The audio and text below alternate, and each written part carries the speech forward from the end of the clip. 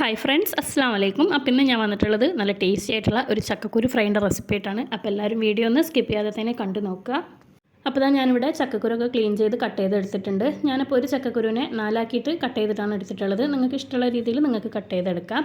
ഇനി നമുക്കിതൊന്ന് മാരിനേറ്റ് ചെയ്തെടുക്കാം. അപ്പോൾ നമ്മൾ അധികം പൊടികളൊന്നും ഇതിൽ ചേർത്ത് കൊടുക്കുന്നില്ല. മുളകും പൊടിയും മഞ്ഞൾപ്പൊടിയും മാത്രമാണ് നമ്മളിതിൽ ചേർത്ത് കൊടുക്കുന്നത്. അപ്പോൾ 1 ടീസ്പൂൺ മുളകും പൊടിയും 1/2 ടീസ്പൂൺ മഞ്ഞൾപ്പൊടി, ആവശ്യത്തിനുള്ള ഉപ്പും കൂടെ ചേർത്ത് കൊടുക്കുന്നുണ്ട്. ഇനി നമുക്ക് കൈവച്ച് നന്നായിട്ടൊന്ന് മാരിനേറ്റ് ചെയ്തെടുക്കാം. അപ്പോൾ ഞാനിവിടെ ഫുള്ളായിട്ടൊന്ന് മാരിനേറ്റ് ചെയ്തെടുത്തിട്ടുണ്ട്. ഇനി റെസ്റ്റ് ചെയ്യാൻ വെക്കേണ്ട ആവശ്യമൊന്നുമില്ല, നമുക്ക് പെട്ടെന്ന് തന്നെ ഫ്രൈ ചെയ്തെടുക്കാം. അപ്പോൾ അതിനായിട്ട് ഞാനൊരു പാൻ എടുത്തിട്ടുണ്ട്. അതിലേക്ക് നമുക്ക് വെളിച്ചെണ്ണ ഒഴിച്ച് കൊടുക്കാം. ഒരു 2-3 ടേബിൾ സ്പൂൺ വെളിച്ചെണ്ണ ഒഴിച്ച് കൊടുക്കാം. എണ്ണ ഒന്ന് ചൂടായി വന്നിട്ടുണ്ട്. ഇനി നമുക്കിതിലേക്ക് നമ്മൾ മാരിനേറ്റ് ചെയ്തെടുത്തിട്ടുള്ള ആ ഒരു ചക്കക്കുരു ഇട്ട് കൊടുക്കാം. ഇനിയിപ്പോൾ നമുക്ക് ഒരു മീഡിയം ഫ്ലെയിമിൽ വെച്ചിട്ട് ഇതുപോലെ ഒന്ന് ഫ്രൈ ചെയ്തെടുക്കാം. ഇടയ്ക്കൊന്ന് ഇതുപോലെ ഒന്ന് ഇളക്കി കൊടുത്ത് ഒന്ന് ഫ്രൈ ചെയ്തെടുക്കാം. അപ്പോൾ നമ്മുടെ ചക്കക്കുരു ഏകദേശം ഇവിടെ റെഡിയായി തുടങ്ങിയിട്ടുണ്ട്. ആ ഒരു സമയത്ത് ഇതിലേക്ക് ഒരു പച്ചമുളകും കുറച്ച് കറിവേപ്പിലയും കൂടി ചേർത്ത് കൊടുക്കുന്നുണ്ട്.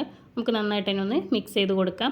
ആ ഒരു പച്ചമുളകിൻ്റെ ആ ഒരു ഫ്ലേവറൊക്കെ നന്നായിട്ട് തന്നെ നമ്മുടെ ആ ഒരു ചക്കക്കുരുവിൽ കിട്ടും. നല്ലൊരു ടേസ്റ്റാണ് അപ്പോൾ കഴിക്കാനായിട്ട്. കുറച്ച് നേരം നമുക്കിതൊന്ന് ഇതുപോലെ മിക്സ് ചെയ്തെടുക്കാം. അതിനുശേഷം നമുക്കിത് എണ്ണയിൽ നിന്ന് മാറ്റാം. അപ്പോൾ നമ്മുടെ ടേസ്റ്റി ആയിട്ടുള്ള ചക്കക്കുരു ഫ്രൈ ഇവിടെ റെഡി ആയിട്ടുണ്ട്. ഇത് നമ്മുടെ 4 മണി ചായൻ്റെ കൂടെ കഴിക്കാൻ നല്ല അടിപൊളി ടേസ്റ്റാണ്. ചോറിൻ്റെ കൂടെ ആണെങ്കിലും ടേസ്റ്റാണ്. അപ്പോൾ എല്ലാവരും ഒന്ന് ട്രൈ ചെയ്ത് നോക്കുക. വീഡിയോ ഇഷ്ടപ്പെട്ടാൽ ലൈക്ക് ചെയ്യാനും ഷെയർ ചെയ്യാനും മറക്കരുതേ.